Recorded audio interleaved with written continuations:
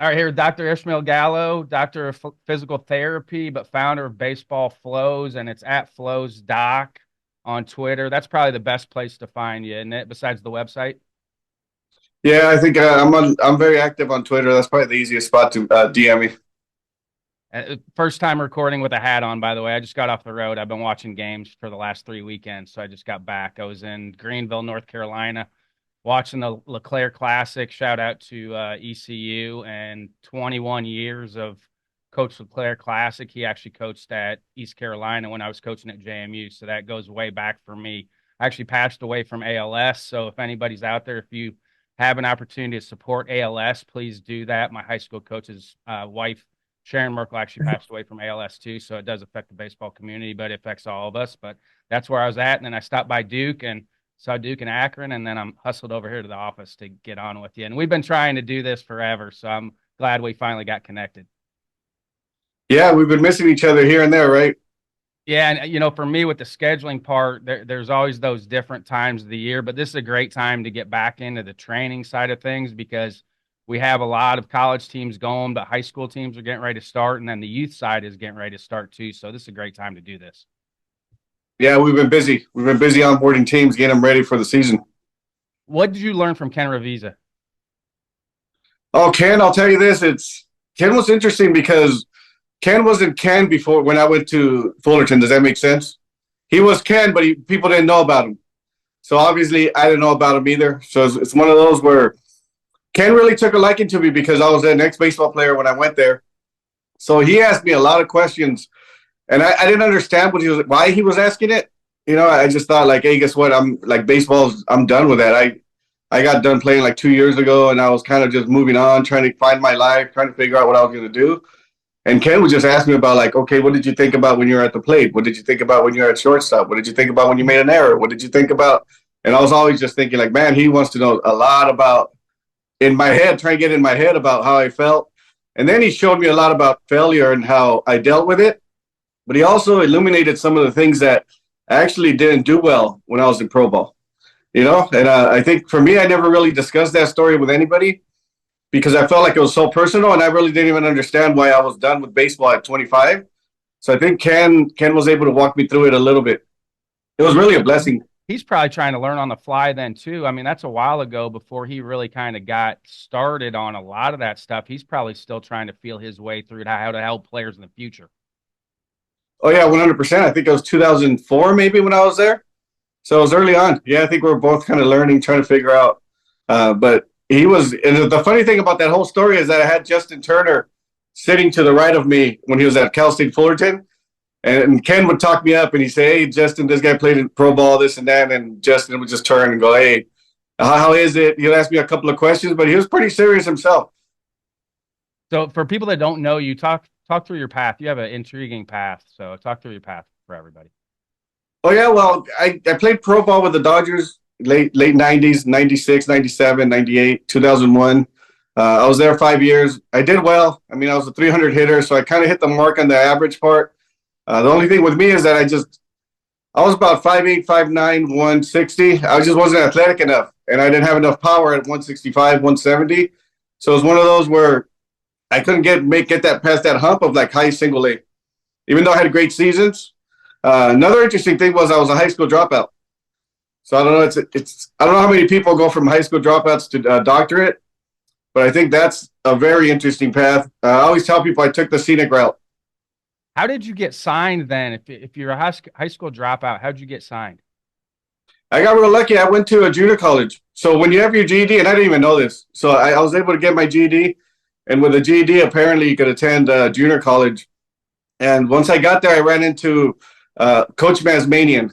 So he was you're talking about like Sparky Anderson, those kind of like, old school coaches. And he was probably close to his 70s when I went there.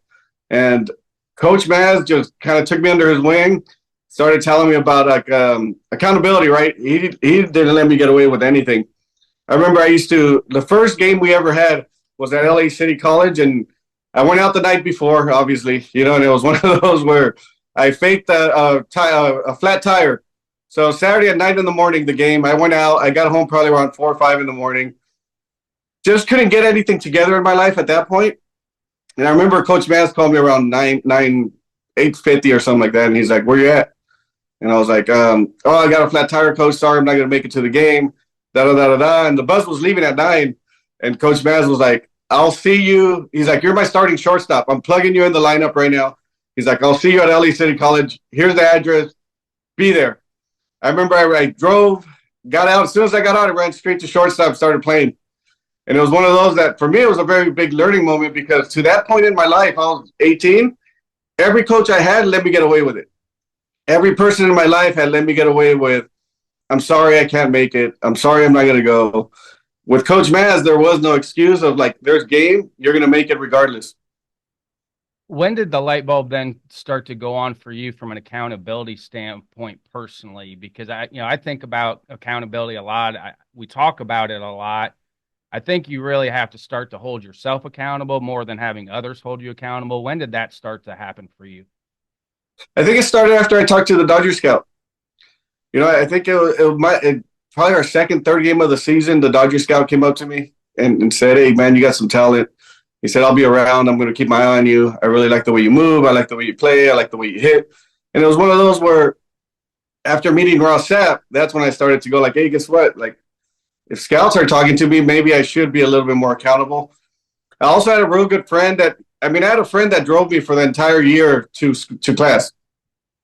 And I think it's one of those where there was a point in my life where I just wasn't accountable to myself or my friends or anybody. And after a while, after probably about I think it took me a whole year probably to really develop that accountability.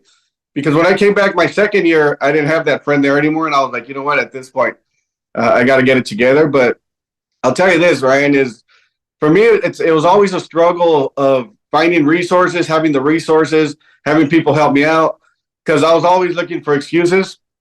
But after probably about a solid year, then I started to realize, like, you know what, I think I could do this. I can go to class. But it wasn't probably really to a pro ball where I really became really accountable. And then I started to learn a lot about, all right, guess what? Don't go out anymore. All right, this is a profession, like they're going to send you home. Way out, isn't it? Drugs, alcohol, and women are the quickest way out of professional baseball, correct? Oh, 100%. I remember, we had a scary moment when I first signed. As we had some players that got in some trouble. Same thing, late night out, went out with girls, da-da-da-da. And we had like 9 players get released from the Mets. And it was just one of those for me where I was like, okay, this is for reals. This is you can't be getting in trouble because you're on the first flight home. One of my former college summer league teammates got signed by the Orioles and was not making good decisions. He's in the parking lot drinking beer and got released. He immediately got released by the Orioles. Yeah, it's not a game anymore once you get to pro ball. So that's for me when it really turned around, and I was like, you know what?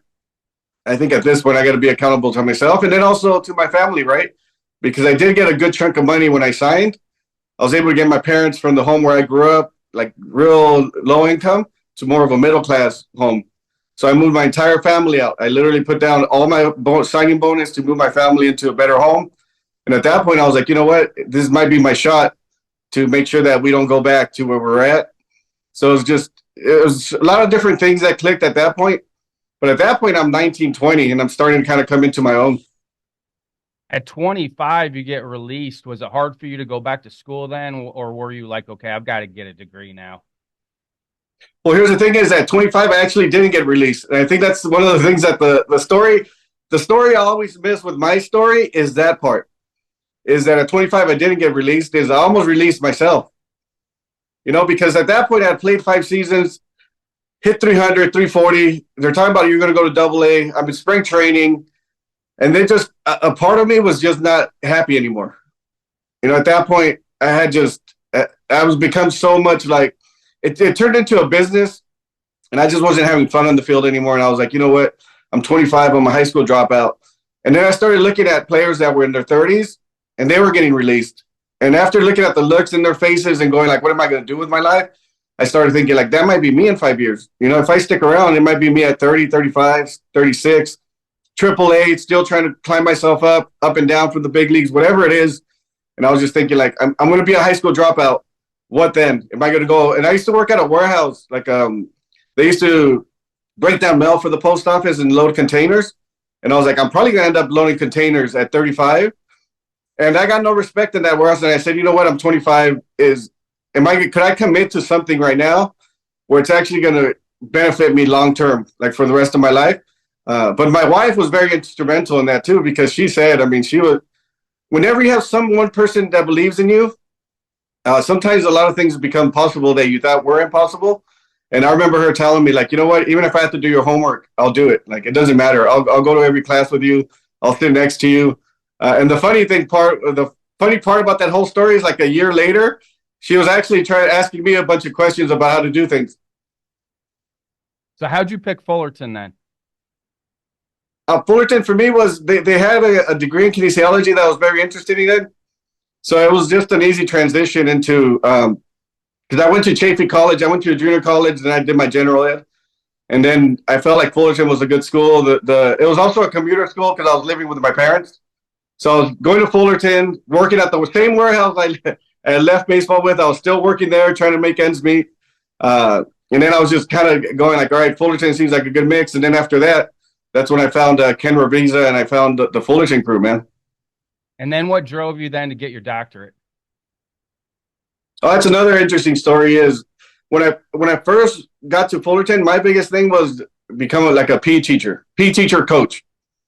And then I started to realize, like, hey, coaching is hard, right? Coaching is not what people think coaching is like, oh, you're just going to go to the field. You're just going to kind of la, la, la, la, la. No, I started to realize, like, hey, you know what? It's a full-time job. So I said, it's really in me to be a coach. Like 100% be a coach, baseball coach. Do I really, and at that point, I mean, I don't know if I was still jaded, right? I mean, I just got off being a pro player, pulling all my life into it, and still kind of, I mean, at that point, I think I was still trying to figure out my love for baseball. Did I love baseball, or was it something that I was just good at? It was just like, I was an in-betweener, where I was like, I don't know. So then I realized, like, you know what? I probably don't want to go that route. Another thing was there wasn't many job opportunities. So I felt like, you know what, I'm just going to go into something where I'm kind of behind already. I was 28, 29, just thinking like, okay, what else can I do? And then I talked to one of my counselors, and she said, physical therapy is like right down the road for you. So you might want to think about that, which was challenging though, because I was taking courses to be a PE teacher, which they're not as hard as being a physical therapist.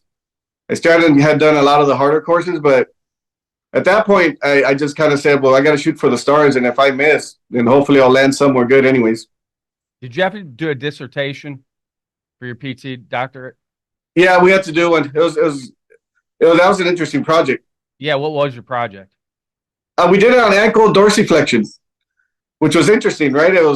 We did it on static stretching right now is like one of the biggest things. Should you do it, not do it, right?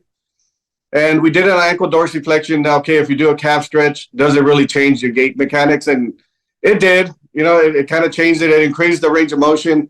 But what I've learned since then is that almost like increasing range of motion is also, it's not the holy grail that people think, Yeah, it depends on the athlete, correct? 100, yeah, 100%. Yeah, I mean, and that's a fascinating thing for me is we're just diving into all of that here in the last 10 years where it's going to be amazing to see where we go. For you personally, what weren't you getting in professional baseball that maybe now you're giving to athletes that you didn't get as a player? Well, for me, it was movement training. I think it's one of those where, man, back in the 90s, early 2000s, like we were really not talking about like movement was one of those where we either thought you had it or you didn't have it, right? Either you're a natural, and then most of us were. I mean, I'm not going to lie. I mean, I didn't have a hitting instructor. How do I get signed without having a hitting instructor or no one ever tell me how to hit? My dad takes credit, but all my dad did was just put it on the tee for me. He takes credit for my hitting, but all he did was pitch to me and put it on the tee, Sometimes that's all it takes with the better ones, though, just the rest. Yeah, exactly. Oh, yeah, when you have a talent and you have a knack for it, and that's just your hand-eye coordination is next level, your vision is next level, then I think you get away with it. But I think for me, it's just I didn't have that extra, like, all right, how do you move? How do you move better? So what happened with me was once the season went on and started dragging on, I would feel tight and tighter and tighter and tighter. And then my movements would become very restricted and constrained. And I felt like that's something that we didn't get back then.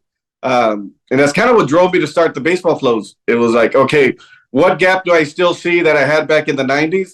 And another thing is when I got into PT, a lot of people don't know this, but like in 2010, 2011, somewhere around there, in PT, we had this huge battle between manual therapists and movement science, right? Because there was a lot of guys like in 1990s to early 2000s that did a lot of manual work.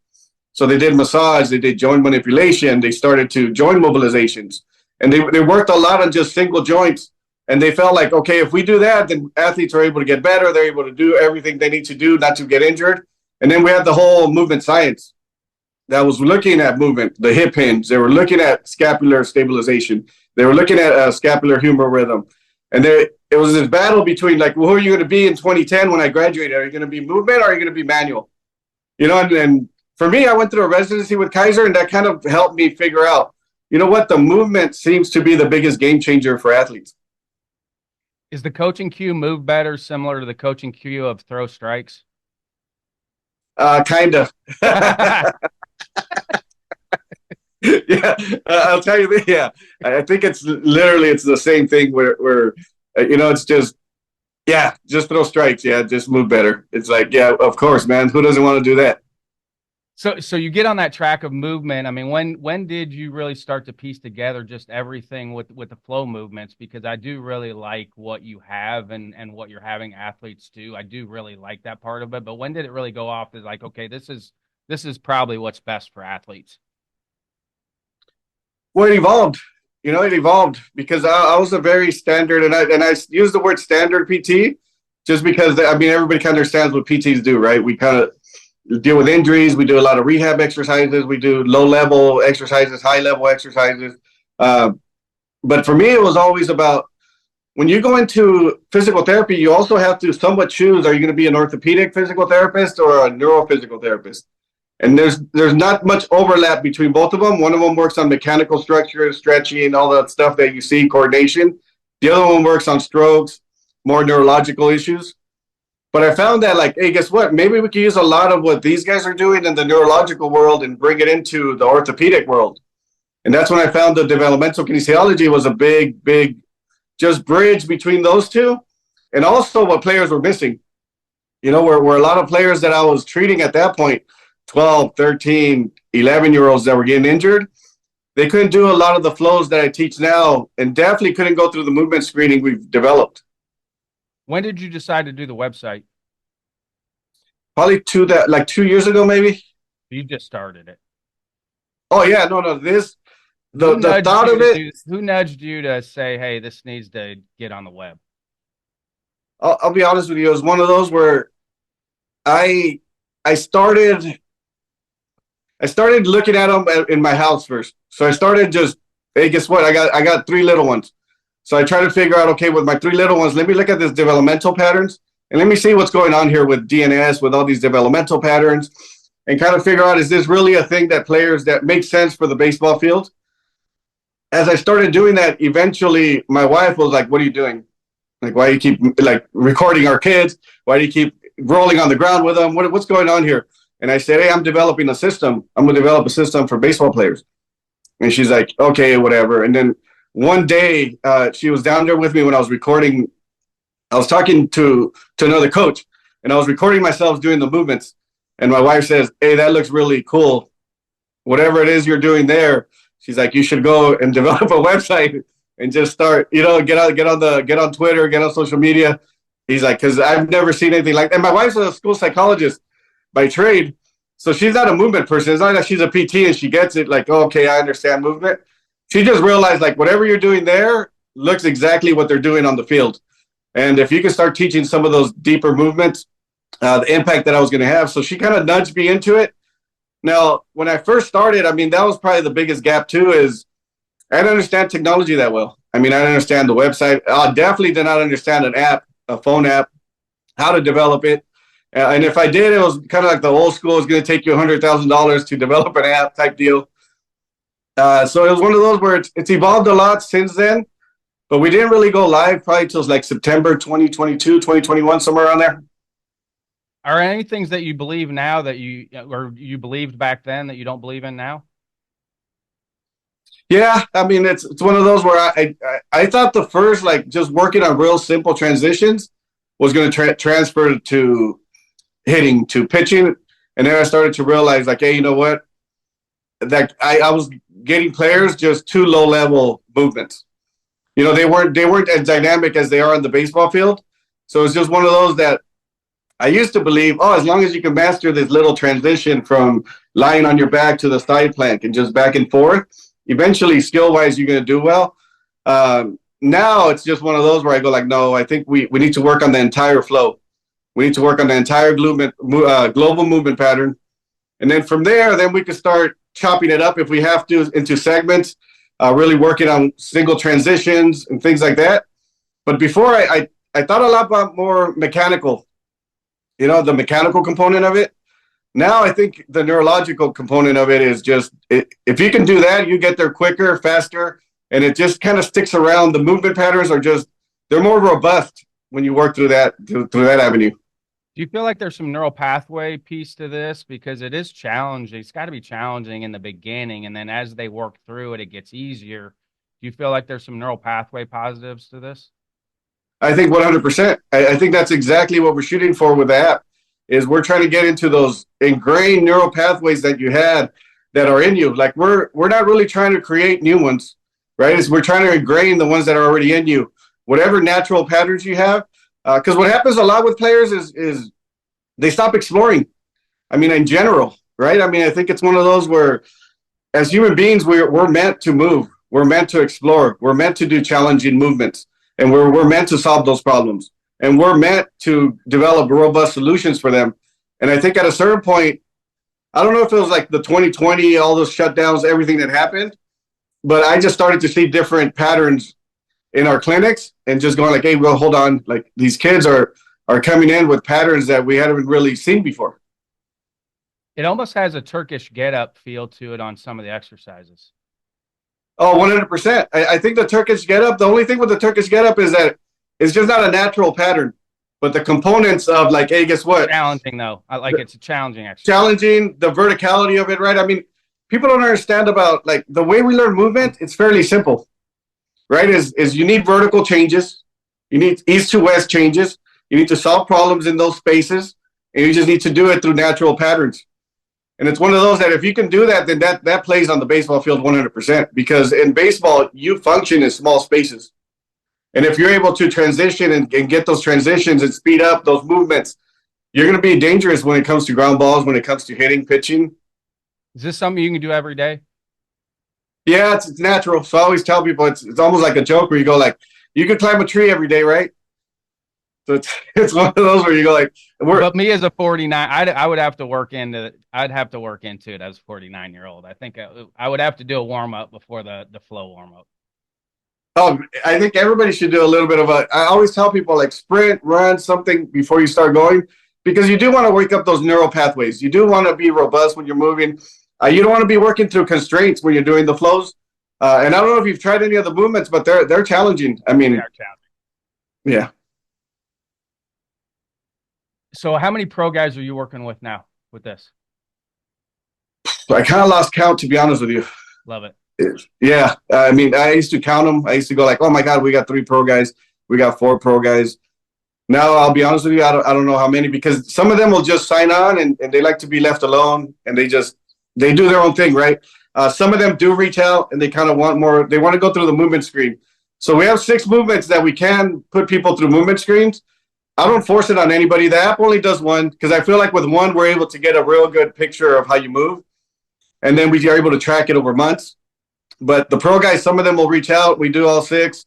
The funny thing is I just had a guy. Be honest with pro guys is sometimes they don't want their org to know that they're doing it. Yeah, oh, yeah. I think that's true, right? But I think it's one of those where. Nothing against you, but I know organizations like, sometimes when players try to go out on their own a little bit, the orgs aren't happy with that, even though your stuff is great and it works. Like, that's the thing. I'm sure in the back of their mind, some orgs are like, I'm not letting them know I'm doing this. Yeah. And I respect that, right? I mean, for me, I've always felt like whoever wants to come with me, the resources are there. If you want to, however you want to use them, however you want to implement them. I mean, I'm not one of those that says, hey, guess what? You only do it this way, and there's only one way to do it, and there's only one way to implement. I believe that if you're exploring and you're moving and you're going through these patterns, that there's many ways to get to your success, not just, hey, guess what? Everything is A, B, C, and D. So for me, I always think it's cool though, because sometimes I'll see guys that are on the app, and my wife will tell me, and then I go, okay, and then I'll see them make a play like on ESPN or something, and I'm like, oh, he's good. The pattern's working, man. What is the one movement assessment you have on the app? We have like the walk up from the ground. So you're lying on your back, and then you end up like in this like running man position, standing up on a single leg, and then you go right back on your back. So it's almost like it's like, I think they might call it like the Romanian get up or something like that. But I probably just butchered that, to be honest with you. I haven't looked into it, but it's a for me, longevity test too. So they say once people can't do that anymore from a seated position, get standing up, like it's almost the beginning, the end for people, like older people, because they have a hard time doing that. well, the 30-second sit to stand, right? The 30-second sit to stand. I mean, there's great studies on if you're a certain age, you can't do 12 of them, you can't do 17. I'll tell you this, Ryan, I think that's the biggest thing I've also noticed in the clinics is the ability to get up from the ground. You should never lose that. And I mean, and that's one of those where I see people in their 60s and 70s that are coming in saying, hey, guess what? Like I won't be able to do that anymore. And I go like, okay, then they're wearing the little necklace, right? Because they can't do it anymore. And I've seen them actually even get better. Go like, okay, this is how we're going to work on the transitions. And for me, that's very key, because when you work with a population that's limited, it helps you work with a population that has other limitations, might not be as great as this population, but at the same time, there's a lot of carryover on the skill acquisition part of it. And for me, it's crucial to work with patients and people from different populations, because then I start to learn. It forces me to get into like the really greedy part of like, all right, what is physical therapy? How do we get people better? And some of just that old school principles. That was the thing when I taught yoga, because anybody could come in and take my class, and I had 80-year-olds and I had college athletes in that class, so I had to figure out how to modify movements for people, which was great for me, and it helped me actually coach better on the field because I was having to modify things for people. With your own kids, do you feel like their confidence level picked up as they're moving through all the training? Yeah, I think that was a big one. You know, there's a couple of things that have come from the movements that I didn't expect. You know, so it's one of those where I remember my first couple of clients, they would send me thank you notes. And a lot of the thank you notes were not like, hey, my kid's hitting 300, my kid's exit velo. A lot of the thank you notes were like, hey, my son used to, like, he had trouble sleeping. Now when he does your movements, he sleeps through the night. Or my son was having trouble getting bullied, you know, and his self-confidence now is through the roof because he moves better. Oh, my son didn't participate in recess, so now he's out there and the teacher's telling me that he's trying different stuff and he's actually participating and running and doing things, right? And I think people don't understand how much movement plays into the psychology of a kid. I mean, think about it. If you don't move well, you're not going to explore. If you don't move well, you're not going to want to go on the playground, be with your friends. If you don't move well, you're always going to be that shy kid that doesn't really speak up. Everything is connected, you know? How are you blending kind of the science piece of it with the feel piece of it? What do you mean? I mean, there's research on all of this stuff, but for you, adjusting flow, I mean, it's probably ever evolving here with what you're adding, correct? 100%. And I think that's the hard part is the science. It's almost a little bit behind from what I see, right? It's when I looked, because when I first started this, I wanted to be 100%. Let me go look at the research. What has been researched? I want to make sure that I stay with, that's how I was trained. Everything is evidence-based. Everything is research-based. You know, there's got to be a study. There's got to be a peer review. And then I started to notice like, hey, hold on. There is no peer review study. There is no one has tried this before. I went to my alma mater. I went to Loma Linda and I said, hey, guess what? I want to do a study where I put an entire high school on my flows program. They could go through it in and out. I'm trying to figure it out. And then at the end, they're like, oh, that's kind of a big study. You know, we do more of A, B, C, and D. And there's a lot of constraint. People don't understand sometimes about research is there's a lot of constraints to research. There's a lot of like, hey, guess what? You got to have a control group. You got to have this. You got to have that. At the end of the day, once you get a research project, it's almost as simple as like what I did in my dissertation, which was ankle dorsiflexion. That's the only thing we can actually really measure, find it to be valuable, find it to be valid, find it. I mean, you start to stack all these things onto what needs takes into a research, and then you lose the essence of a movement where you go like, okay, how are we going to measure movement flow? How are we going to measure it? And what's a valid tool to measure movement flow? Is it your movement screen? Is it the 6 movements that you come up with? And has those been verified scientifically? I mean, it's one of those where after a while you just go like, okay, well, guess what? Evidence-based is not just about research, though. Evidence-based does bring in clinical experience. So I said, well, guess what? How about if I take the research principles that are there, and how about if I start looking at it from my clinical experience, other PTs, because I have other PTs that I work with. I mean, I worked in a clinic with 30 PTs. So when I developed the movements and I developed the program, I had a plethora of PTs from, I mean, therapists that were working with ALS, therapists that were working with strokes, therapists that were working with, rotator cuff. I mean, you name it. We had every type of therapist there. Pediatrics, right? We had therapists that were working with peds. And it was one of those that I ran my program through that experience also to figure out, hey, does this make sense? Does the research and what I'm doing make sense? And then I knew the baseball part. I mean, I knew the baseball part left and right. I already knew, like, hey, guess what? If I do this and players work through these flows, when they swing, this is what the changes that they're going to have. When they throw, because for me, all I did was I did the flows and then I went hitting.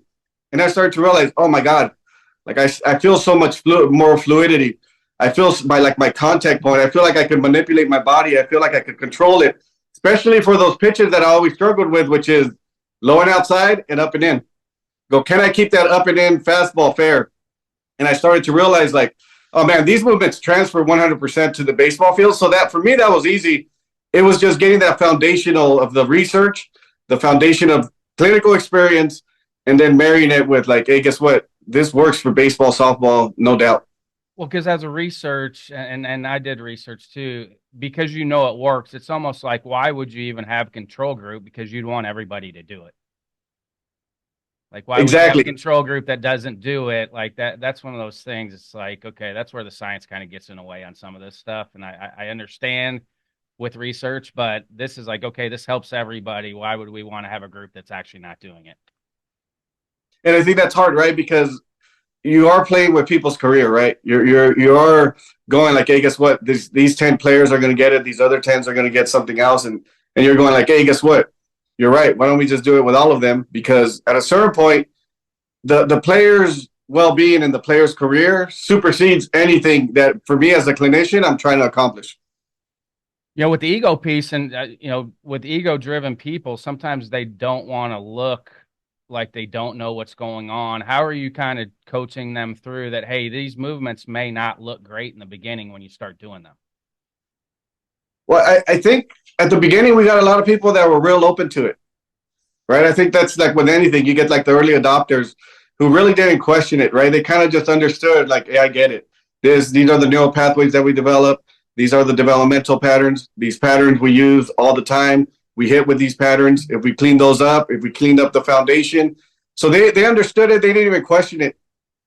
I think once we hit that second tier now, because that's where we're at now as a company, is we're starting to hit that second tier where we're getting a lot more questions, right? We're getting a lot more questions. We're getting a lot more like, hey, guess what? Why is this better than that? Or why are we not doing this?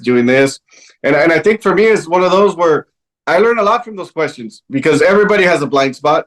Everybody, I mean, there's nothing. I mean, when you develop a system, it's never perfect. It's always one of those where you go like, we're evolving. I'm listening to people. I'm going like, yeah, you bring up a great point. Maybe I should look into that. Maybe I missed that. Another cool thing has been that a lot of teams, like that other day, someone sent me a flow and they said, hey, check out this movement, doc. And I just thought to myself, I was like, yeah, one of the kids had already sent it to. It was funny because that same week, another kid had sent me a play that he made. So I sent it back to that coach and said, hey, coach, look what this kid sent me. Same identical movement. And I was just thinking to myself, like, this is crazy. We started 6-7 years ago, exploring the evolution of it, where now I'm having discussions with coaches about like, hey, look at the players that are on our app are making. And look at what you just developed, right? So I think I don't know. I just love the baseball community. I think egos are going to play into it. But for me, I'm seeing less and less of it, though. And I've been around this industry my whole life since I was 5. I'm seeing less and less of the egos, which is a great thing. And honestly, the questions are better. It's almost like you're coaching the newer generation of kids. They're going to have a lot more questions because it forces you to clarify what you're doing. Like the questions that you get have to help you because it's forcing you to clarify what you're doing. Yeah, I always like. I mean, every time I talk to coaches, I'm just going, "Hey, you got any more questions? Any more questions?" Because if you have a question, most people are going to have the same question. And for me, it's hard to implement a system when people have questions, right? When people still have questions about why are we doing this? How does this transfer? How are we implementing it? So for us, when we work with teams, I always tell people is like it's almost like you hired a movement coach. Like you almost hired your own therapist because I don't just give you, okay, guess what? Get on the app and then good luck trying to figure it out. I'm side by side with the coach trying to figure out how we're going to implement. Okay, how are the players responding to it? Do they have any questions? Are they still kind of doubtful of how they're doing it? Because any system without implementation is pointless.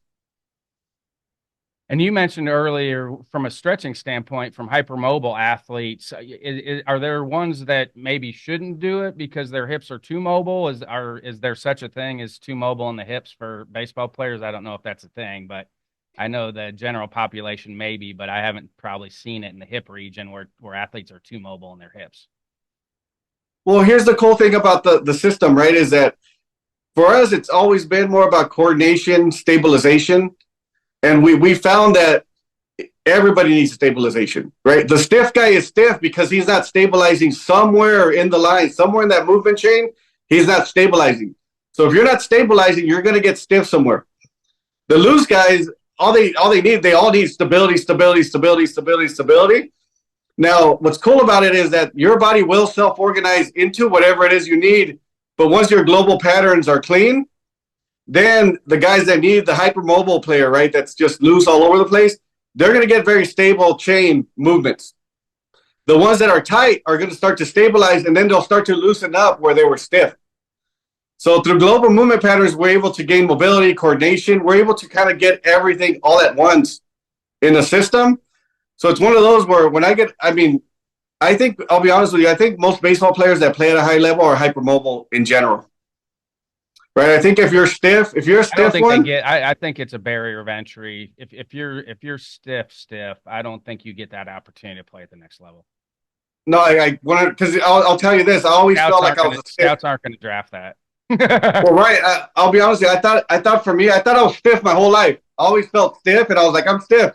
And then I started comparing myself with my coworkers, and I started moving, and I was like, oh yeah, this is not stiff. I was like, I don't think. And then I started looking at my back and my spine and my rotation, and my coworkers are just looking at me like, yeah, you're definitely you were around athletes your whole time. Like that's a thing. You're comparing yourself to other people that can do that as opposed to the general population. And I do like the coordination piece for me, I think is great because it's both sides. You're using both hemispheres of your brain because of that. I just think there's a lot of positives from a coordination standpoint, big piece of that. Yeah, and in PT, that was my biggest thing that I learned from the movement science part. Is we have this teacher, Shirley Sauerman. I don't know if you've heard of her, but I believe she's out of St. Louis. She's very instrumental in PT because she started looking at movement back in like the early 2000s, late 90s. And it's one of those where she wrote a book on it. And Shirley, when I would go to her seminar, she would always work on the coordination part. She would never work on, oh, you're stiff, let me manipulate your joint. Let me work on the manual component. You know, she always felt that through coordination, you can conquer any movement problem or any movement issue that somebody's having. And for me, with the flows, that's exactly what the approach that I took. Through global movement patterns, we're going to clean up the entire movement. And if you're a stiff one, you're going to loosen up. If you're a loose one, you're going to tighten up. And it's one of those that with coordination, that's been the missing link that a lot of people don't work on is everything needs to be coordinated in a pattern. Do you have a fail forward moment dropping out of high school? Is that your fail forward moment, or do you have other fail forward moments? Something looking back now, something you thought it was going to set you back, but it helped you move forward? I think probably dropping out of high school and then also the leaving baseball. I mean, at 25, I think it was one of those where I just felt like, all right, this could be one of those too, where you go from, I mean, people don't understand too is when you play professional baseball, everywhere you go, everybody wants to talk to you. It didn't matter. You know, my dad's friends all of a sudden were my best friends. I mean, everywhere I went, I mean, I used to go to my dad's because I played Sunday league with my dad when I was a dropout. And I used to go to the games when I was pro. And everybody would just come up to me and go like, oh, my God, can you talk to my son? Can you da-da-da-da-da? I would give him equipment. I would things that I would get from the Dodgers. I would come back, give them baseball bats. But it was one of those that everybody, you're almost a little bit of a city hero, right? Of your city, of the people around you. And I went from that to all of a sudden, once you leave, like they stop coming. And it happens fairly quick. People don't realize it. It literally happened. My dad said it a lot. It's one of it. He had a lot of good quotes, but my favorite one is you see the same people on the way up as you do on the way down. Like that's my favorite quote. And it reminds you to be humble because, you know, you're going to have low points and then you're going to have high points, but you also figure out pretty quick, like who's actually in your corner and who's not. When things start to not go your way, you figure out pretty quick who's in your corner and who's not. Yeah, and you're right. I mean, and the funny thing was, I love that you say that because the friend that drove me for that year to Mount Sac, to that junior college, I just talked to him last week, right? And he has stuck around from you're a dropout, I'm going to drive you, to, hey, you have a doctorate now, you're doing baseball flows. And all I talked about was he wanted to get his kid on the app. So I got his kid on our app, and I'm just thinking to myself, man, we came full circle. He drove me as a high school dropout, and then now I'm working with him with my doctorate, with everything that I've developed. And it's funny because he reads my newsletters. I didn't even know he did. And he's like, man, I love your newsletters, man. He's like, I can't even do half of the flows, but I'm going to get my son on it and this and that. I was just thinking to myself, you know what? You're right. The same people will stick around when you didn't have anything. And then obviously my wife was instrumental in that one too. Now, are you doing the movement flows personally yourself? Well, I'll tell you this. When I was developing, I was doing them daily. So I'm trying to figure it out. And then there comes a point where you go from development to implementation as a company. And then you start to go like, okay, I got to start reading books. I got to start doing A, B, C, and D. So I literally last 2 months, I forced myself back on the app. So I said, all right, I'm going to develop a program and I'm going to do it 4 times a week. Because I started to realize like my golf game started to suffer. I went from like, I used to shoot 100. I did the baseball flows. Then I went down to like 85. And then now I started to go like, I went and played and I shot like 96. And I was like, hey, hold on. I think I'm starting to lose my flow. So I'm back on it. What other morning or evening routines do you do that you like? Running. I think running is a good one. You know, running it for me has always been it's a natural pattern. So I feel like it gets everything back to where it's functioning well and moving well. When do you run? You run in the mornings, you run later? I got 3 boys. I run whenever they let me, you know, sometimes even run away from them. Oh, my goodness. So for anybody else that's trying to look into this stuff, besides your website, what other resources should they dive into? Well, I think the website covers everything because we have everything on the website. We have the coaches. We have a level 1. Baseballflows.com. I'm looking at it. For anybody that hasn't been on Dr. Gallo's website, it's baseballflows.com. Yeah, thank you. Yeah, the website has the coaches certification. It has all the programs that we have on there to sign up, where people could contact us, where they could sign up for the newsletter. It's got some of my previous podcast episodes if people want to listen a little bit more about the science behind it. What are some final thoughts before I let you go, or something else I should have asked you? Because if I let something fall through the cracks here, let's talk about it. We covered a lot. I'll be honest with you. This was probably one of the podcasts where I covered a lot of it. But I think for me, I always like to make sure that I had a final thought of like belief, right? I mean, one of the things that I've learned through my whole process of from high school dropout to minor leagues to back to school into the doctorate, into the baseball flows, is that if you don't believe in yourself, like there's really, you don't get much in life, right? And it's one of those that sometimes you almost have to rely on that belief more than on anything that's going on externally. Because, you know, I think there was a lot of times, even with building the baseball flows, where I felt like, oh, this is harder than I thought, right? There's a lot of points where you could quit on it. You could kind of go back and say, oh, man, maybe I should just, because I still have a career, right? So I could always just go back to, oh, maybe I should just be a physical therapist. Maybe that's my career. Maybe I just go that route. But I felt like the belief also that I had in my system to say, guess what? I've developed something that is very unique and innovative. And I developed something that could help a lot of players from ages 8 all the way to pros. And I said, I got to believe in myself and I got to believe in my system to just keep going and just keep putting it out, right? Because it's one of those where without that belief, I think that's one thing that I was missing when I dropped out of school is I had zero belief in myself and I had zero belief that I could figure it out or that I had anything to offer to the world or the community. Did anybody try to talk you out of dropping out of high school? No, I think it's one of those. I think I've always been somewhat of a loner. I guess not a loner, but like a loner thinker, right? And I mean, I got 4 brothers, 2 sisters, so I'm the youngest of. I'm pretty sure down that road, one of them had a talk with me. But for me, it was always one of those where I just thought, all right, like this is kind of my destiny, right? My destiny is not to school's not for me. I'm not very good at it. I don't understand what they're saying. I don't get it. One thing I just didn't realize was that all I had to do was show up. You did get it. I mean, look at what you've done. Like you didn't realize at the time, but you did actually get it. There's like a David Goggins feel to your story. Like I love David Goggins. So there's a lot of David Goggins feel to your story about no matter what life is handing you, like you pulled yourself up off the mat and you did that for yourself. Like nobody can do that for you. You did that for yourself. Yeah, there's definitely an underdog. There's definitely some type of like, hey, guess what? I've been at the lowest of lows, right? Education wise, I mean, people don't understand how it feels to show up to class after missing, though. I probably missed that whole week and literally go like, all right, now you're no longer welcome here, right? Like you're no longer welcome at a public school. Now you got to try to find other means to get your education. I never thought it would get to that point, but it did. But like you mentioned, I think it's one of those where I failed big. But then at the same time, when I got my second opportunity at Mount Sac, it just brought me back to like, hey, that won't happen to me again. And I got to develop this belief somehow.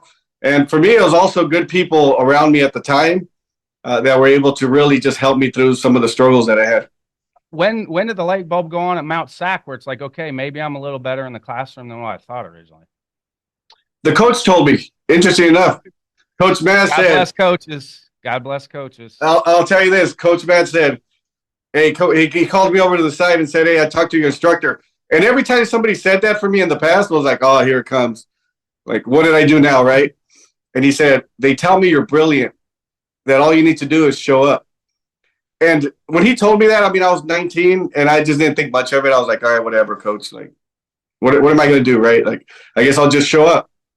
Now, after I got my doctorate, after I did all that stuff, I was like, you know what? Those instructors must have seen something that I didn't even see myself when I was 19 or 20. And obviously, Coach Mass saw something in me to pull me to the side and say, hey, guess what? I've been talking to people, and they've actually tell me that you got a brain in you, that you're doing really well, that you're understanding a lot, like higher concepts that a lot of people don't understand. It's called the Pygmalion effect. I talk about it a lot when I go on the circuit, and they did studies at Stanford with teachers. It was a fake study where they basically told these teachers that these 5 students in their class were the most gifted, even though it was a BS like assessment. So that they weren't really, or some were, but it had more to do with the teacher's perception of the students than it actually had to do with the aptitude of the students, which is something great for teachers and coaches to hear, because how you perceive your students or your players, that maybe has more to do with where they're going to end up or how they end up more than anything that they have inside of them. So like that's a huge deal, that you had good people around you that even though you didn't see it, they believed in you. And I think that's sometimes that's all people need to hear sometimes, is that person believes in me. And I think you're right. I mean, there's definitely a positive to it. Now that you mentioned that, I think there's also the negative component of it too, right? Because I felt like when I was in high school, I got the opposite effect. Yes. Yep. I got the opposite effect of as soon as I walked in the classroom, they thought this guy's trouble. Yes. And as soon as I started trouble, I remember in 8th grade, I must have got kicked out of my math class every single day. Go outside. Every time I would say something, go stand outside. Go stand outside. Like, you're disruptive. Get out of here. And I remember it was almost like a joke where I was like, all right, how quickly am I going to be able to, how quickly am I going to get kicked out of this classroom? Yep. And I would say something smart, and the teacher would just go, all right, go outside. Go outside for 15 minutes. And at that point, I felt like I was almost getting the opposite effect of that, of what you're talking about, right? Yeah, because like you might say, hey, the assessment came back and these are your 5 worst students, and so they're going to treat them differently too. And like it's it's an amazing thing with how that works. That environment piece has a lot to do with it. That's why I try to tell coaches that every year, treat your players like they're championship players, because what they did in the past, that doesn't mean they're going to act that way in the future if you treat them differently. Yeah, and I think that's exactly what happened with me. It was when I got to Mount Sac. It was coach said. He said, "It's I don't care what you did in high school. I don't care if you're all city. I don't care what you did. When we come here, the best 9 are going to play." And once I heard that, I remember it clicked in my head where I was like, "Oh, the best 9 are going to play." All right, so I got a chance, right? Because I didn't do anything in high school. So I'm actually on the other end, right? Where guys were saying like, "Oh, this guy hit 500 in high school. He hit X amount of home runs, and he's at shortstop." And I'm going like, "How am I going to beat this guy up?" And it's one of those where once he said that, I said, "Hey, guess what? There's a chance." Because at that point, I did have belief that I could play baseball because I was always good on every team. And I just felt like, oh, you know what? Let me give it my best shot. And amazingly enough, that other kid ended up redshirting, and then I started over him. The universe took care of you. The universe took care of you. Yeah. All right, sir. Thank you so much for your time. It's awesome that we finally got connected. So this was awesome for me. I appreciate it. Yeah, thank you.